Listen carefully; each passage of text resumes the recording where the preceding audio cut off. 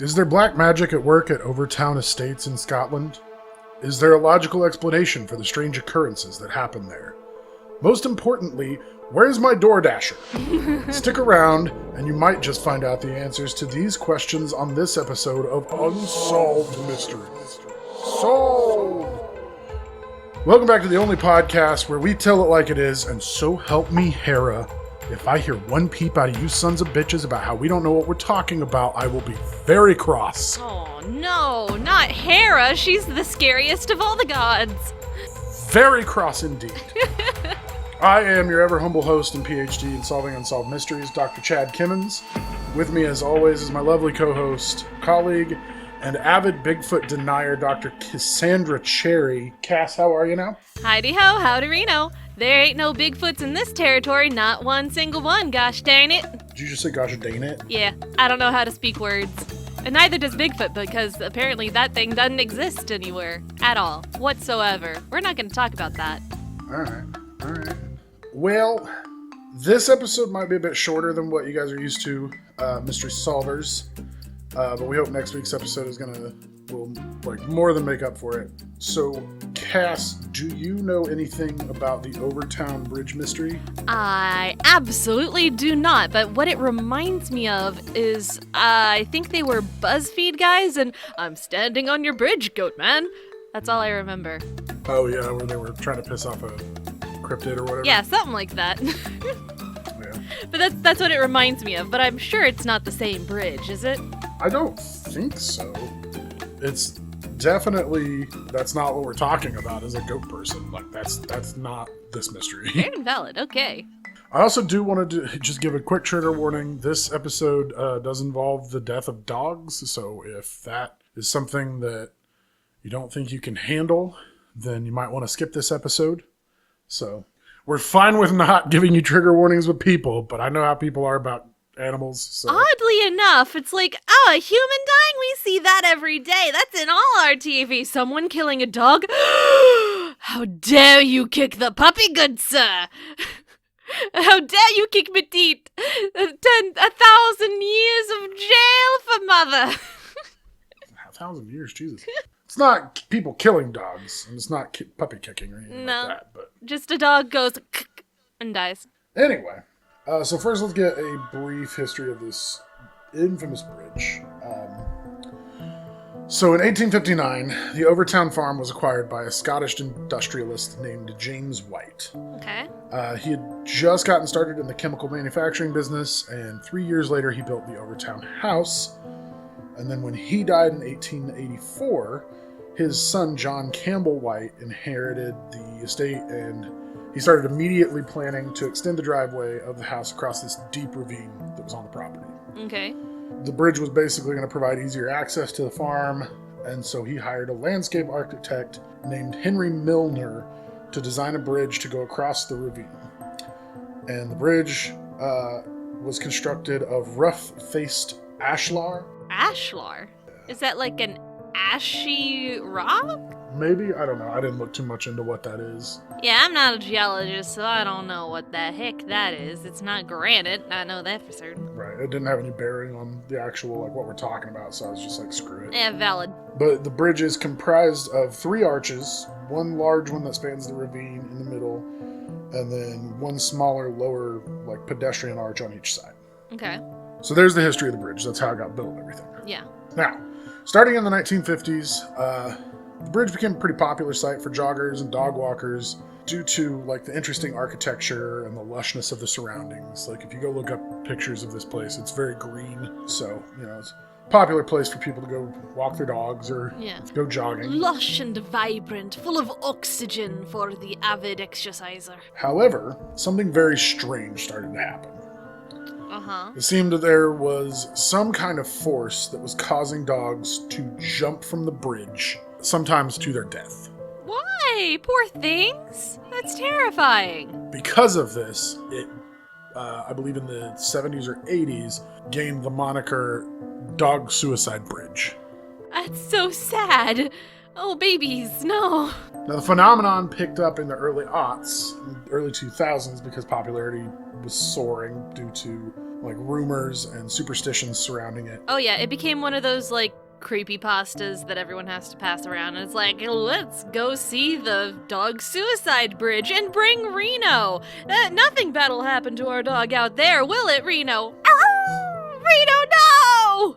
Well, and the Scottish are very superstitious people, so. Yeah, definitely. Yeah, in the early aughts, it started to get a lot more popularity. Like, even today, people still take their dogs to this place. Why? But they tend to be more like... Dumbasses. They will not take them out of the car without being on a leash kind of thing. Yeah. If the dog starts acting weird, they will immediately leave. Lots of people will. I mean, honestly, you shouldn't be walking your dog without a leash anyways. So in 2004, these are some of the accounts that I could find. Right. Of things that have happened. So in 2004, Kenneth Michael, I guess, Meikle, I don't know how to pronounce Scottish words. Mikhail. Kenneth was walking with his family and his golden retriever when his dog suddenly bolted and jumped off the bridge. The dog survived, but was traumatized by the experience. Of course, as you would. You know, having just leapt out into thin air. And then going into like 2005, there were at least 5 more dogs that also jumped over the course of like 6 months. I did not find anything about whether or not all of these dogs survived.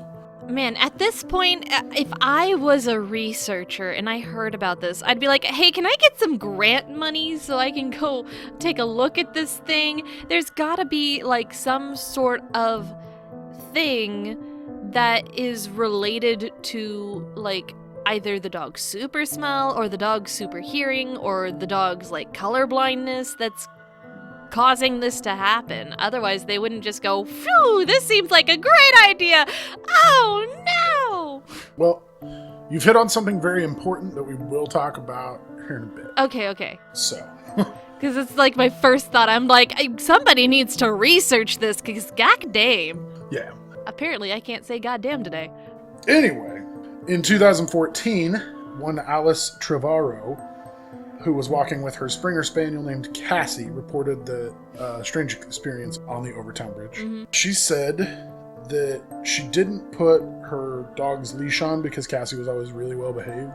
And yet you're taking Cassie leashless to Dog Suicide Bridge. That's so smart. Well, it didn't say whether or not she even knew that that's what this place was.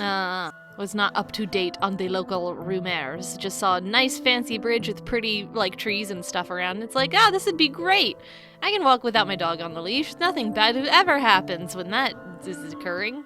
Well, I mean, in her experience, no, nothing bad ever happens when she walks with her dog not on a leash because her dog is very well behaved. Yeah. Which is why she didn't put her dog on a leash. Yeah. All these people trust their dogs so much more than I ever trusted my dogs. My dogs would chase rabbits and kill frogs, like, on sight. She didn't put the leash on because Cassie was really well behaved, usually. And as she and her son started to walk toward Cassie, they noticed that she was staring at something over the bridge, and then she just jumped. Like, just ran and jumped off the bridge. Wow. I assume that one survived because they didn't say that the dog died. Mm-hmm. But then in 2016... Lottie McKinnon was walking her border collie Bonnie, and she said she sensed something that suddenly had changed with her dog, adding that something just overcame her dog as they approached the bridge. Bonnie froze and then suddenly just ran and jumped off the bridge. Yeah. Well, at least you know Lottie will never do that again. She said it traumatized her. Yeah. So, some people say they've even seen dogs survive the fall only to run back up and jump off again. What the f***? Why? They know what's gonna happen to them. It's part of the mystery. We don't know. Oh, gee. Why? Tabloids have put the number of dogs that have jumped over the bridge, or off the bridge, at just over 600, but there were some investigators who started looking into this phenomenon, and they say the number is closer to 300. Okay. But we do know that over 50 dogs have died from jumping off of this bridge. At least, yeah. Yeah. There's been over 50 dogs, and over 300 have jumped. Side note, in October of 1994, there was a paranoid schizophrenic man named Kevin Moy. If you didn't like that, you're really not gonna like this. Who threw his 2-week-old son to his death from the bridge. Why? Because he believed that his son was the incarnation of the devil due to a birthmark they had. Oh my gosh. Right. He said he chose the location because of the rumors of dark spirits in the area. But this doesn't really seem to be related to The dog jumping thing. dogs. I'm sure Yeah. that any rumors around the bridge probably didn't help, but Yeah, but just anyone throwing a child off of a bridge is just like a bridge too far for me. right. Nice pun. Thank you. We love ourselves some dark comedy. Again, he was a paranoid schizophrenic, but Yeah, but he should have been in therapy, not throwing his child off a bridge. right. And I couldn't find anything about like if he was off his meds, if he had meds, anything like that. Mm-hmm. It was just it was literally just a side note in the research that I found, which it Yeah. feels like that should be the main thing, but Yeah, I mean, considering his baby. so that's really all the information we have. I'm sure there are more accounts. I didn't have time to get all of them. And that would probably make for a boring episode anyway if I was just listing dogs that had jumped off of this bridge. I mean, fair, when I get all the information for a scenario, it also involves a lot of explaining of things that are superfluous to the actual making the episode. So it's like, yeah, no, shorter's not necessarily, better episode. You mean longer? Yeah, wait, yes. So, what is causing these dogs to jump off of this bridge? Not looking for an I don't answer know, yet. Chad. What is it? Not looking for an answer yet. Okay, This is just part of my script. go for it. So, there have been a number of theories as to the cause of the strange occurrences, that have been happening here. Two of them really stick out. In 2014, a canine specialist named David Sands proposed that the dogs were perhaps trying to go after some mink, like having smelled male mink urine that might be in the area. I mean, that does sort of make sense, yeah. Right. And he said that the foliage, which, again, if you go look, it looks like it's not very deep because it's so dense. Yeah. It's thick with two right. C's. He said that he said that the foliage, which gives the extremely deep ravine this illusion of being pretty shallow, may have contributed to the dog's lack of judgment or, not having great depth perception or whatever when jumping off the bridge. And there was a local resident who said that there were no mink in the area, and he was like, no, that can't be it. No mink here. I don't know why he's southern when he lives in Scotland. All right, laddie. No mink over here. I don't think that's Scottish either. It's closer than what I did. Something like that. It's how we voice not drow, dwarves in D&D. All right, laddie. Don't even get me started on the fact that dwarves are apparently all Scottish. It's just that Lord of the Rings bias. Well, no, it didn't even start with that, I don't think. No, because it didn't? not really. I think for me it started with World of Warcraft. Oh. Wait. I don't know when... Why would it start with World of Warcraft? Because all the dwarves in World of Warcraft are Scottish sounding. Is World of Warcraft older than Lord of the Rings? I don't think so, but that's what I saw first. Or that's what I was fairly old when I saw Lord of the Rings. Fair and valid, but I saw Lord of the Rings way before I ever played WoW. Tolkien had beef with the Beatles because they were next door neighbors. Didn't know that. Yeah, apparently Tolkien was very angry that they kept coming over and practicing in their garage, and he filed noise ordinances against them. Okay. Yep. Learn something new every day. History and time are fake and weird. Time and space, what are they even?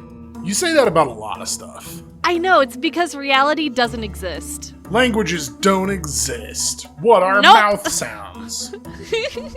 Anyway, Nothing is real, everything is fake, we're all gonna die. That's my soapbox for today. Thank you for coming to my TED Talk. so yeah, this local resident said that there were no mink in the area, but then there was an investigation by one David Saxton, who with the Royal Society for the Protection of Birds, and he found that the end of the bridge, which the dogs seemed to be jumping from the most, contained nests of mice, squirrel, and mink. That makes sense. And then later, when they did an experiment, they exposed a bunch of dogs to canisters of mouse, squirrel, and mink urine, and almost Yeah. all of the dogs went for the mink urine immediately. So, That is so weird. fairly logical explanation right there. Yeah. Fairly logical. And honestly, probably the correct one. Although it has been brought up that there are other bridges that are similar throughout the UK. Where this doesn't happen.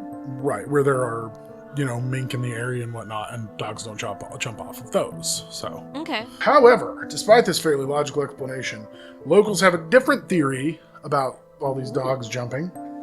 Okay, what do the locals have to say? Well, the people of Dumbarton, which is the town nearby the Overtoun Bridge, they're very superstitious people. Uh-huh. And the reason is a lot of them grew up playing in the Overtown grounds, and they believe in ghosts because supposedly all of them have seen or felt spirits in the area. That makes sense, yeah. I mean, if there's one ghost, why wouldn't there be 20? To wit, Twit. a teacher of religion and philosophy in Glasgow named Paul Owens believes that there is indeed a spirit of some sort that is luring dogs to their potential death. He said that after 11 years of research, he knows there is a ghost behind this. And Okay. as we said, a lot of locals are firmly on Owen's side since they grew up hearing about stories of the White Lady of Overtown. Oh, really? Is this a Dimitrescu type? No. She was the grieving widow of John White, James' son. The first guy, his son. It was Okay. his widow. Okay. So she's not tall and ready to step on me. No, she is, I would assume, average height and ready to make dogs jump off of a bridge to their death. Okay. According to the story, that is. Significantly less sexy. Yeah, they all grew up hearing stories about the White Lady of Overtown. And the story says that the lady lived alone in grief for more than 30 years after her husband died in 1908. And if you do the math, 30 years after that would be roughly 1940. And this stuff started to kind of happen around the 1950s. So, kind of makes sense. Yeah. The story says that her ghost has been lurking around the grounds of Overtown ever since. And a lot of people say they have seen her walking around the grounds or even in the windows of the house that's on the estate. And even David Sands, the animal behavioralist that proposed the mink thing, even he said when he was, there doing research or whatever, he said that the bridge had a, quote, strange feeling. Weird. Okay, so is there anything in the Lady White's history of her disliking dogs or liking dogs to death or anything like that? Because, what would be the reason that she would target dogs specifically? Well, I think the thing is that she's just lonely, and so she's using her, ethereal ghostly powers to make the dogs jump to their death so that she'll have some company in the afterlife. Yeah, but then why not do that to people? People are better company than dogs. Maybe people have too complex of minds for her to manipulate. I don't know. That's just what the story says. This is not my theory. This is... Her spells only work on people or creatures with an intelligence of 5 or lower. Look, she can only affect up to 4 hit dice, so... Okay, that's fair. Okay. Also, I briefly saw something about alien technology because there's somebody always thinks it's f***ing aliens. Always. Every single time. And I know that aliens are real. Give me irrefutable proof and I'll f***ing believe it. And when I say irrefutable proof, I want to see a goddamn alien spaceship. But anyway, like I said, this one's going to be pretty short. Yeah. That's all we got for this one. Okay. And I apologize, Mystery Solvers. It's been a busy week. I didn't really have a whole lot of time to research anything. And there wasn't a whole lot of information on this one. Yeah, we're getting ready for the live stream next week. But, again, we'll make it up to you next week. I promise. Cass is doing all the research. And I am thorough. I would hope so. Especially since we're building it up so much. I know, right? It's going to be the greatest thing that's ever happened. Anyway, Cass. Yes. What's going on? Why are these dogs trying to kill themselves? Okay. So, I really like the idea that it's the lady, but as previously stated, maybe her spells aren't strong enough, or maybe she's just bound to the house in specific. I don't think it's actually the White Lady's fault. because she doesn't really have a strong motive in particular to go after dogs in particular. And usually with something like this, if it's a ghost, the ghost is going to have a really strong attachment to dogs in particular. There's going to be backstory, there's going to be build-up, there's going to be there's going to be reasons why the ghost is like, dogs, and that's just not here. Real quick, what is wah? You said I don't there's know. gonna be wah. I don't know. People who know will know, but I don't know. If you know, you know, and apparently Cass doesn't know, so if you do know, please tell us that you know so you can tell us what you know so that we can know and Cass can stop not knowing what you know. Exactly. Someone please tell me. I am full of half knowledge and lies. Everybody clear on what needs to happen. Good. Cool. Anyways, so going back to what I know that I'm talking about. Going back to what you know that you know, yes. Yeah, what I know that I know that I know. So probably not Ghost Lady. Ghost Lady's doing her own thing. The smell of mink, though, and the fact that it doesn't happen in other places. You know what I think is really going on here? Somebody's Scooby-Dooing the out of this. No, I'm kidding. I don't know, maybe you can get to that in your theory, but what I think is happening is it's Fae minks. Fae minks. Yeah, Fae minks. There's a Fae gate somewhere in the ravine, and there are Fae minks that just come out and they're just having a good time, you know, and they're just like doing their little Fae stuff, and as long as you don't mess with the Fae are fine. But this Fae, their urine apparently has like a hypnotic effect on dogs. Well, I mean, if it's Fae, they don't necessarily need... It doesn't have to be urine, it could just be magic. It literally could be magic. It could be magic urine. Who knows? It could be urine magic. Exactly. It's magic that's God. specifically where you use your urine in the magic. Yeah, you use your urine to cast. Because, like, there's a difference between magical urine, which is just urine that has magical properties, and urine magic, which is magic where you have to, like, you can't cast without urine. God, that would be such a shitty way to be a mage. No, that's a shit mage. Oh god. Just make sure you're hydrated before you cast any ritual spells lasting 6 hours or longer. Anyway, now that we've sufficiently grossed out everybody. So you're going with some kind of Fae animal or just Fae in general? Yeah, like a Fae mink. A mink that is a Fae mink. Like, minks went into the portal not knowing where they were going because they're animals, you know? And just the magic of being in the Fae wilds turned them into Fae. And so they come back to the mortal plane not knowing what they're doing because, again, they're still animals. Even if they're Fae animals, they're still animals. So they're smarter than your average animal. But now, with magic. Honestly, I'm gonna have to go with Occam's razor here and say that, like, most logical explanation is, or the simplest explanation is usually the correct one. Mm-hmm. Fair and valid. And so the simplest explanation is just normal minks. But even if that doesn't explain why dogs don't do this other places there's mink pee. Yeah, I don't know. I mean, that is the simplest explanation, though, based on what we actually know. The evidence as is presented to us without us making wild random hypotheses. Because you said that you know that that Yes. about Fae, but you don't know that you know that. Like, have you ever seen a I Fae? know that I know that. I have an entire campaign with a Fae Lord as one of the main antagonists. I know about Fae. Bitch, you live in the Midwest. There ain't no f***ing she in the Midwest. Oh gosh, have you just Midwestern Gothic? Midwest version of she. Instead of come, child, they're like, get your ass over here. Sweet!